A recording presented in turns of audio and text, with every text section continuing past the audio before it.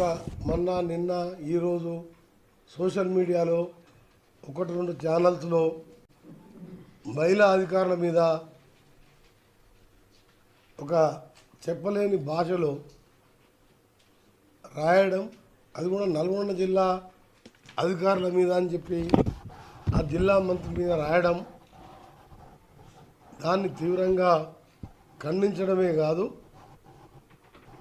ఒక మహిళా అధికారులని ట్రాన్స్ఫర్ చేసే అధికారం ఎవరికి ఉంటుందంటే ముఖ్యమంత్రి గారు, చీఫ్ సెక్రటరీ గారు వాళ్ళు తీసుకునే నిర్ణయం. నల్గొండలో నేను వచ్చిన తర్వాత 4 కలెక్టర్లు మారిండ్రు. ఆ కలెక్టర్ల పోస్టింగ్లో కానీ ముఖ్యమంత్రి గారు మా జిల్లానే కాదు ఏ జిల్లాలో కూడా ముఖ్యమంత్రి గారు ఆ జిల్లా మినిస్టర్లకు ఇన్ఫార్మ్ చేయరు, మాకు చెప్పి ట్రాన్స్ఫర్లు చేయరు.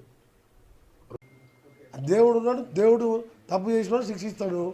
మీకేమైనా కావాలంటే మీరేమైనా మీకు ఇంకా కూడా కోపం తీరలే వెంకరెడ్డి అనేవాడు ఉండొద్దంటే ఇంత విషయం ఇచ్చి చంపండి మీరు కూడా. నాకే పెద్ద జీవితం ఇంట్రెస్ట్ లేదు.